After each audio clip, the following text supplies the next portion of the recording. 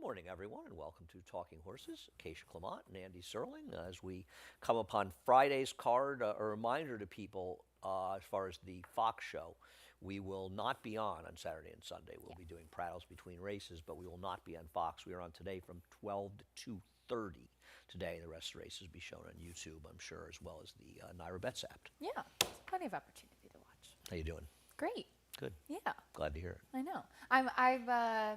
I wore velvet today. Andy said I'm very bright today.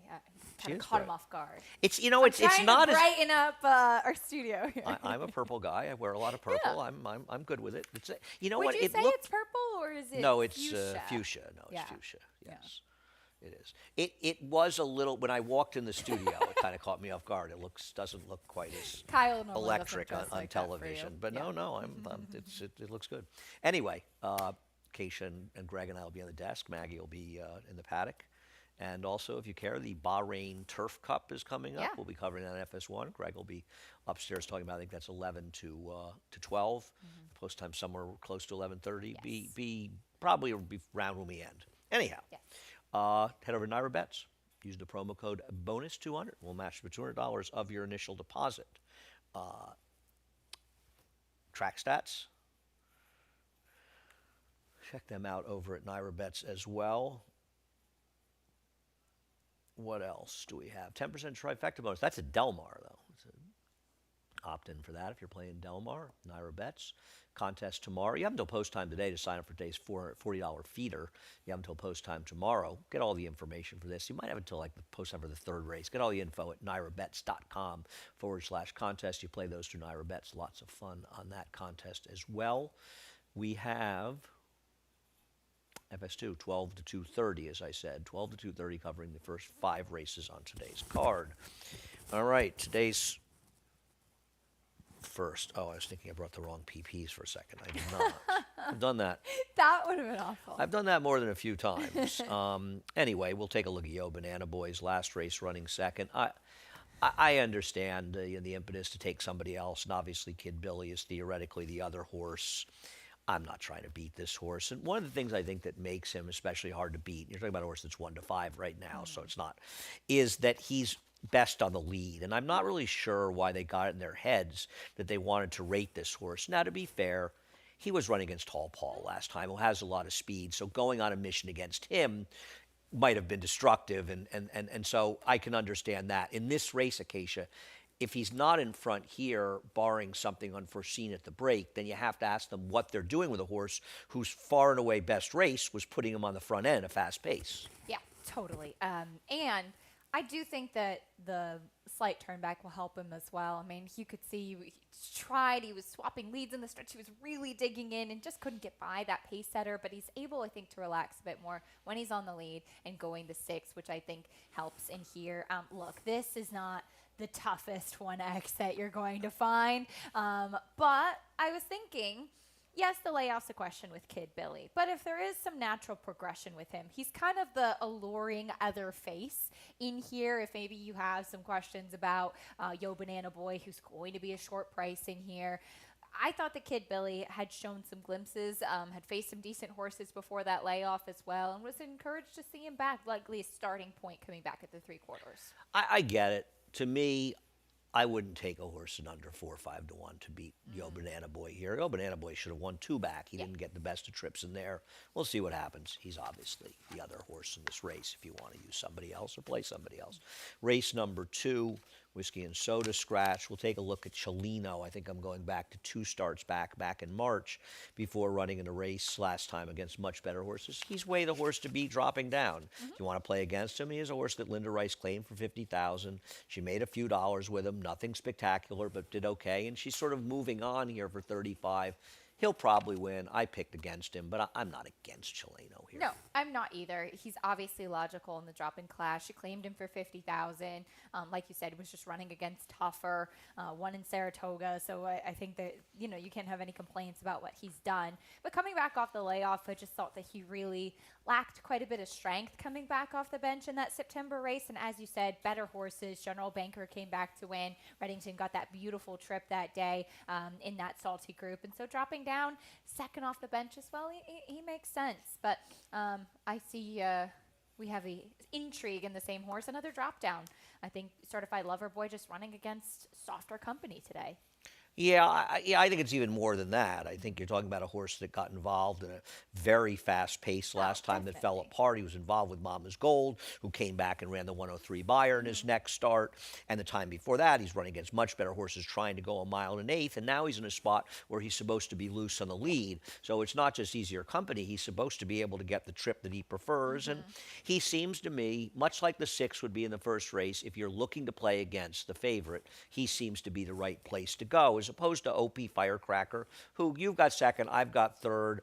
I don't know. I mean, he didn't do any running at all last time, and I know the race dominated up front, but it's not like the horse who finished second is any kind of superstar, though he ran okay yesterday, and he just wasn't making up the ground. But I guess, I mean, to me, he's more likely to be the second place finisher behind the 7 if the 7 wins than beat the 7. If you're going to beat the 7, I think you're supposed to try to do it with Certified Lover Boy. Yes, I totally agree with that. I mean, look, OP Firecracker does not win. But one thing I will say about him, if you kind of sift through his past performances, the large majority of his races, at least recently, have been spent going much longer. So I think he's a little bit of a tough read as well. He tried a mile 2 starts back, and that was on a wet track and against tougher. So I don't really know, is this really going to be better for him in this spot? I don't know. For me, he's a little bit of a tough read, but I thought he was definitely a hit the board probable. Yeah, I usually think less distance is fine for these horses, but he's going to be in a similar situation than Chileno Yeah. in as far as the pace Opposite. situation. And if Chileno shows up, he's just a better horse. Race number 3. I'm going to start with race number 3 by talking about Midnight Concerto, who's going to take a lot of money in here. And I don't really like Midnight Concerto. I respect that she's okay, and I'm not going to be shocked she does well, especially with a scratch. But she's a horse that's really best when they're moving up front. And she got a huge pace to run in last time. And I just don't see that same pace scenario showing up here. And I think she's going to be a bit at the mercy of the dynamics of the race. No, I totally agree with that. I mean, it's just the way that she runs. She drops so far out the back, and then she comes running, and she's run good races on the turf. In fact, she's never run a poor race since switching to the grass. But like you said, I mean, she dropped back. She was able to close. She finished the best in there, but she got the perfect setup, and I just didn't imagine that that would happen. And also, it's something we talked about a bit yesterday, too. You know, we're at the end of turf season, and it does seem that the horses that are more forwardly placed have a little bit of an easier time of it versus the ones that are really far back on the grass. Yeah, one of the riders made a mention of that. I'm not sure. I mean, we're seeing horses close. Maybe that's the case. I guess maybe it's more dynamics in who's running. That's certainly not going to help Money Grab, your horse, because that horse doesn't have much speed. I did not She's like not her last. slow, though. But yes, I understand what you're saying. I mean, Flavian will probably do a better job of getting in the race because he wires fields with closers. Yes. And I sometimes wonder, do the other riders see Flavian wire yesterday with Chad's horse, who was about the 6th fastest horse in Yeah. the race, and say to themselves, gee, why wasn't I forwardly placed? Why is he winning so much more frequently than I am while I'm rating speed horses? But I guess not. She has run against the better horses of anybody She in this has. race. It's Yes, not she even close. definitely has. She definitely has. And last time out, too, I thought that she was kind of in between horses and a little uncomfortable. I know Collaboration did not run well yesterday, but that was cutting back in distance to a sprint, so I'm not going to really hold that against her. She used to show a little bit more early foot, and I thought last time out was a bit encouraging. I don't think she's going to be too far back in here, especially with Flavian aboard. I don't. I've got her second. I don't. I kind of feel like she's the horse to beat in here. I don't have a Yeah, problem with that. she's the She's the morning class. line favorite. Is I didn't like the Brock Nardini beat her last time. That's I fair. thought she should have finished ahead of Brock Nardini. Having said that, Collaboration's better than these Yeah. horses. I tell you, speaking of Collaboration, yesterday's 7th race is a great example if you're going to do a sort of a dissertation on betting turf sprints of why you need to bet on horses that have shown competence sprinting on the turf. Now, that doesn't mean occasionally horses that are routers will win sprints, but it's rare. It's a And different you animal. look at that race, and I think the first 5 finishers were all the horses that had sprints, whereas Collaboration, who ended up the favorite, did no running, and I think there was at least one other horse in there. The horse I tried was basically There was a eased. Bill Mott But yeah, that horse horse was that is basically cutting back, eased. yeah. But the horse I tried, and somebody else even, and it's just, the lesson is, in turf sprints, don't bet short-priced horses that haven't shown the ability to sprint in the turf. You know, the cutbacks they're just traps. And occasionally you'll get burned on it. But overall, you think about throwing out a collaboration 2-1. Now, I didn't like the winner of the race. I gave her a long look and decided not to play her, which is handicapping is fine, but you have such an advantage if you say collaboration is short price this race, I'm going to throw her out. You've already thrown the whole board in your favor. You could theoretically Dutch the race and make money. And I always think it's interesting. As far as Tour Jeté would be, I'll show her last race. I don't know where this last race came from. It's inexplicable to me. This is a horse that rode a gold rail in an incredibly slow race that has proven to be slow going forward. And the horses like Bomb Squad, who rode the rail behind her, came back and ran terribly in the next start. And yet, not only did she improve 18 buyer points, which is a legitimate 9-10 lengths, she also did it with a wide trip without cover the entire way around the racetrack. So I don't think it's wrong to say she improved about a dozen lengths. Now, I remember when Oscar Barrera used to do this back in the 80s, but I haven't seen a horse off the claim improve like this. And also claim from a guy, Horacio De Paz, that isn't exactly an idiot. The guy's a good trainer. And I don't know what to say, but I know that if she runs back to this last race, she runs the rail today, she gets Dylan Davis, she gets a better trip. I mean, she runs her last race, she's going to win this race, and I'm not going to bet against it happening. I know, and it's... I don't believe it will, but I want to see it again. It is. You want to see it again. Now, that being said, I know that she was able to kind of get away with murder in that maiden win, but I bet her she was awful. She was. She was. She won. I mean, she was She got terrible lucky in victory. with that. But to be fair, both in the July 17th race and the June 9th race, I wrote down, I really wish this was on turf because she looked great coming back, and Horacio just never had an opportunity to run her on the grass but when he did, until the end. And then he did. She won. She barely won. So I don't know. I mean, she's obviously a turf horse. Did she improve that much more? I don't know. She improved 24 points on the time form figures, 18 on the buyers, and did it with a lousy trip. Like usually when that happens, they had like the greatest trip of all time. She didn't have a good trip in there. She never had cover. She was always wide. Honestly, it's one of the more remarkable improvements off the claim I've ever seen. Yeah. Can she do it again? You don't see it on turf a lot. If she does, she's going to be very hard to beat. I'm very curious who she is. Now, Horacio said to me, I always thought she was okay. Yeah, and I said, fine. I know. She ran badly when she won a race. We'll see what happens. I think I'm more interested to see what she does today than any horse running all week. Race number 4. I don't have much to say about this race. Oh, you've got the same horse I do. Isn't the 7 much the horse to beat? Yeah, definitely. Though I have picked him several times with no luck. And yeah, Blinker's going on a much softer field as he gets back to the dirt and cuts and drops in class in here. But that being said, I'd written in my notes last time about the 2 Tom's Chicken Fingers that this was a horse who looked okay for turf, not overly convincing, but one that just looked really soft, that little bit of a layoff, and was acting up in the gate. And I just thought with Blinkers on and second off that bit of the freshening would be stronger today. Source broke 3 lengths slow in the debut with Irad and didn't really run well, but didn't run that badly, all things considered. And I couldn't find another alternative to 7 who I didn't feel like picking on top at a super short price. I put this one on top. You don't see Purim's name in a lot of horses, though. I do remember Esther the Queen running around here, as I'm sure others do. We'll see what happens with Tom's Chicken Fingers. We'll break after 5.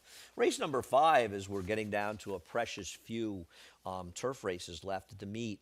You've got a horse, Hard Circle, that was rained off, and I wanted to show the whole race that Hard Circle comes out of, because I thought I think this race starts out with bad video where they had it. It's just the race where they had it sort of played. But this horse clearly gets in trouble. There was no actual head-on to see. No, I know. But look how far back this horse is, and out in the middle of the track. And I mean, this is the 3 Dimes horse, third from last in those sort of teal-type silks. Kind of accelerates a little bit here. It's going to be wide the whole way, and I'm going to tell you, you can just keep watching it. It's easy to see this horse sort of 5th from last right now is moving up outside, and then we go to this weird angle between horses, 3 or 4 wide, and I just thought this horse ran absolutely super here, and with even a fair trip. This horse would have galloped. I know. He And the did. winner's a good race, and the Yeah. second horse came back to win here. And I think the Yeah. winner of the race came back and won the stake here the other day. Yeah, I think it was a good field. And also, starting going 7 furlongs at Kentucky Downs is not an easy thing to do. And you can kind of tell, and we saw that kind of in that weird angle when he was He's in 3 wide between now. horses, when he's wide there on the outside.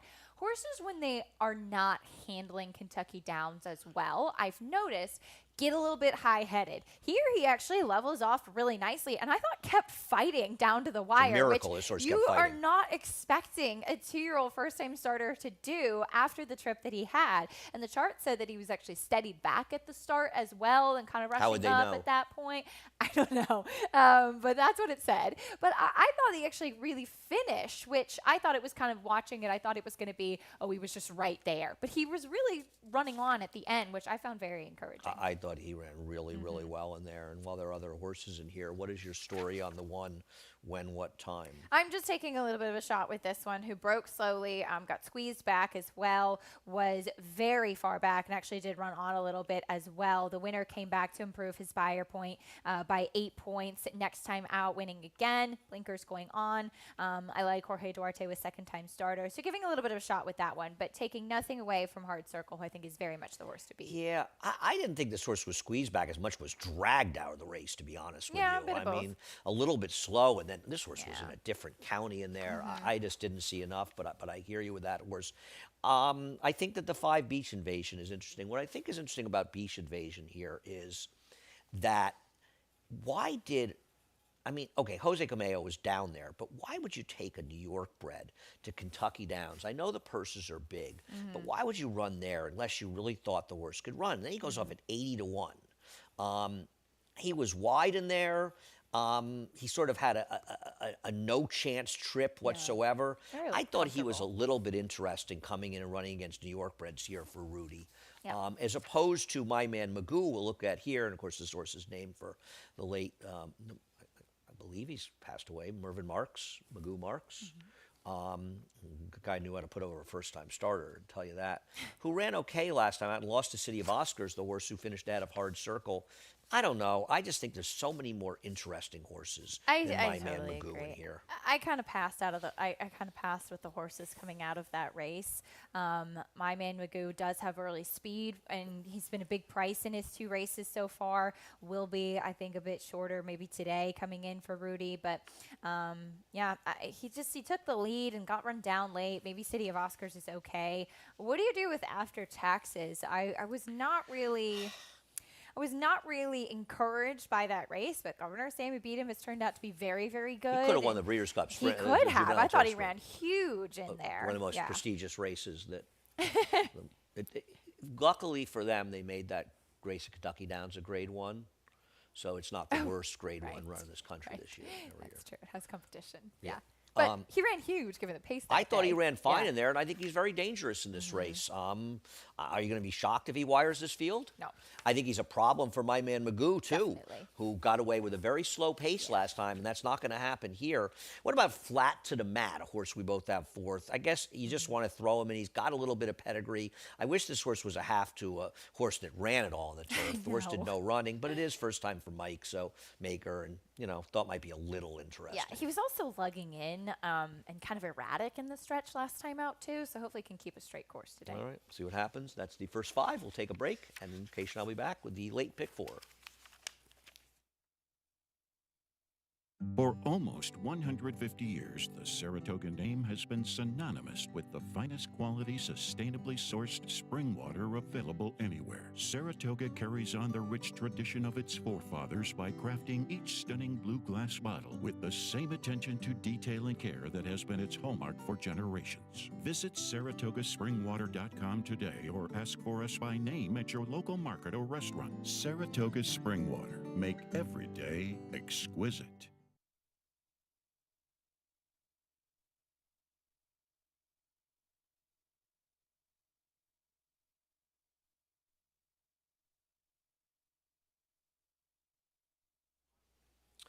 Welcome back to Talking Horses. Acacia Clement and Andy Serling. Race number 6. We'll start out by looking at 2 for Charging and Herd on the Street. And I have no argument against two for Charging. This looks like the horse to beat.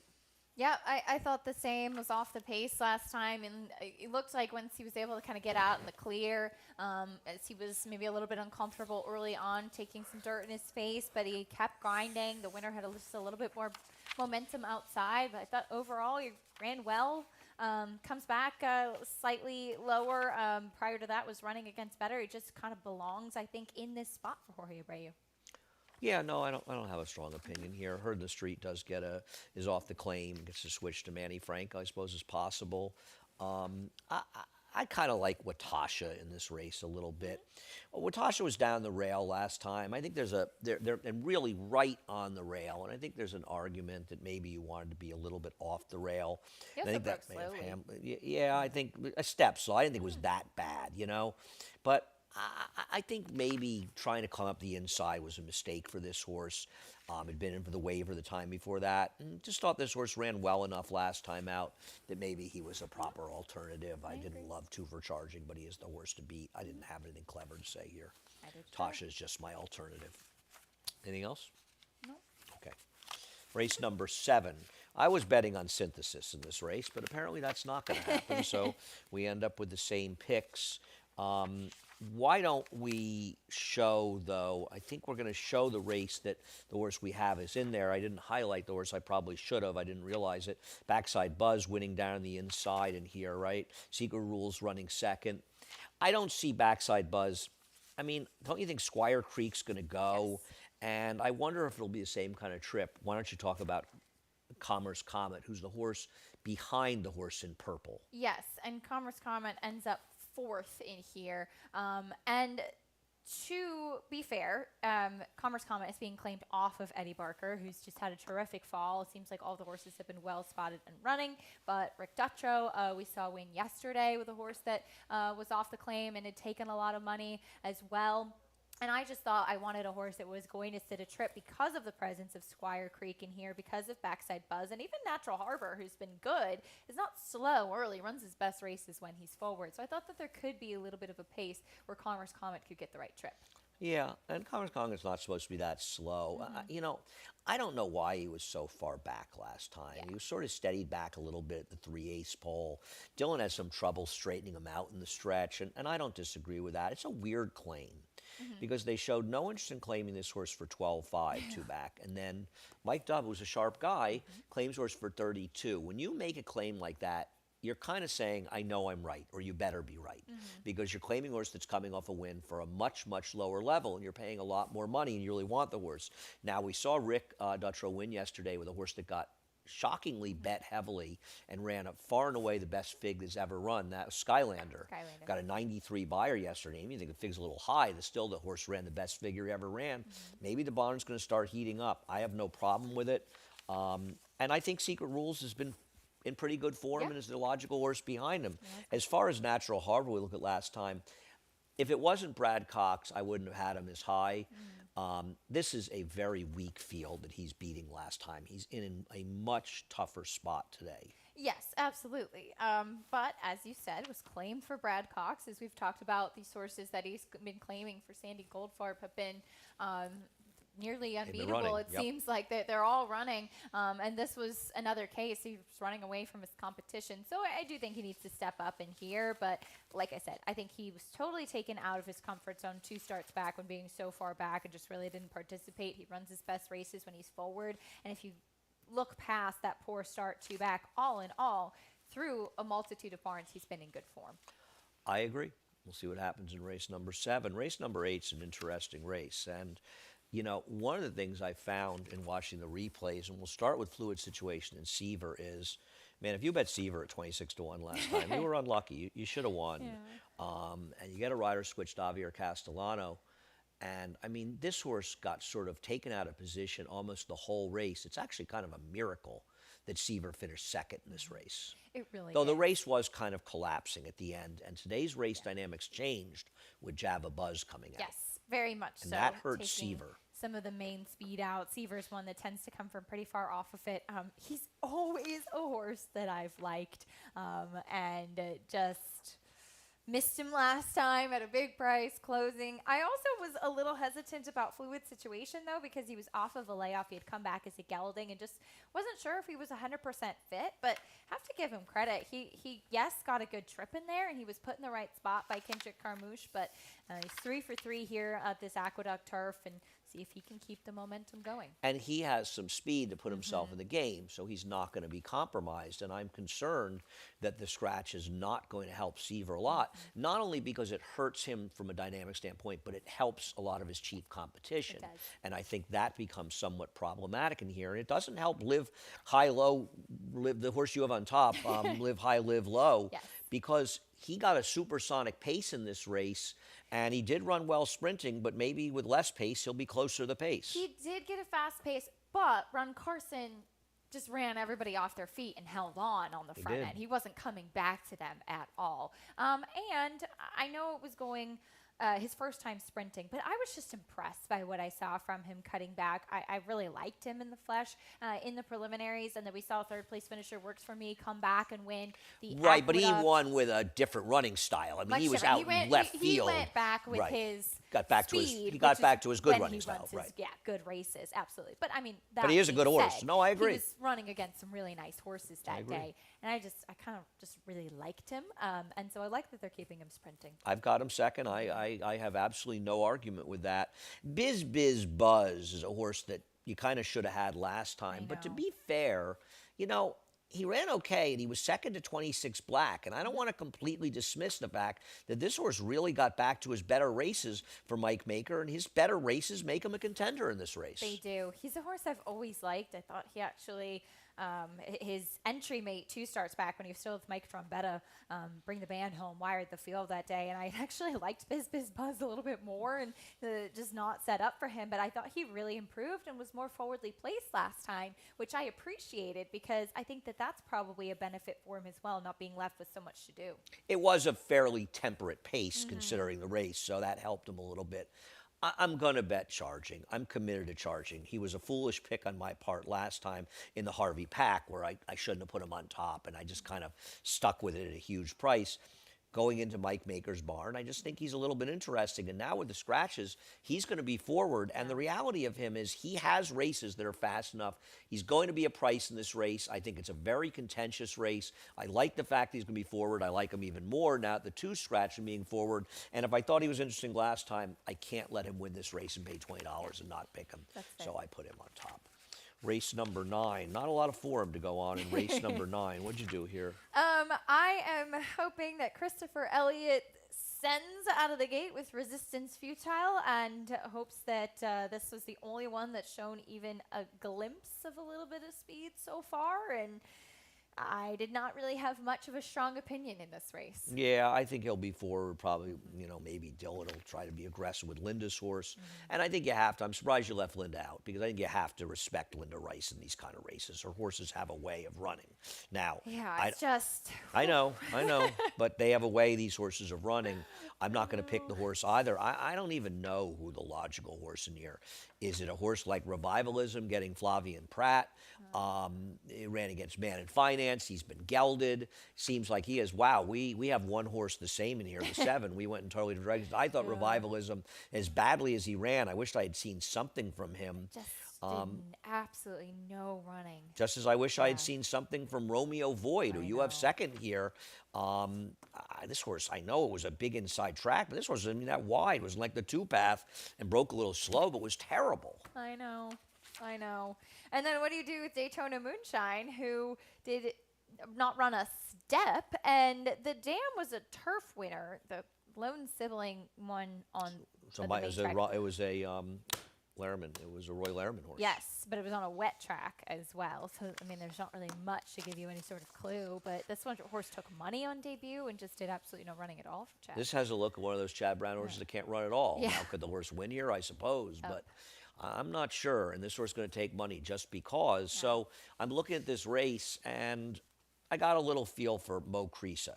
If Mo Creasa was trained by Linda Rice or Chad Brown or George Weaver, this horse would be a much, much shorter price in here. But because they're low-profile connections, this horse is not going to be a super short price. And frankly, This is the horse I thought of everybody that did the most running in the one race. I don't think the rail was bad, but this horse broke a length and a half slow, was sent along the rail the whole way, actually galloped out pretty well in there, going a mile today.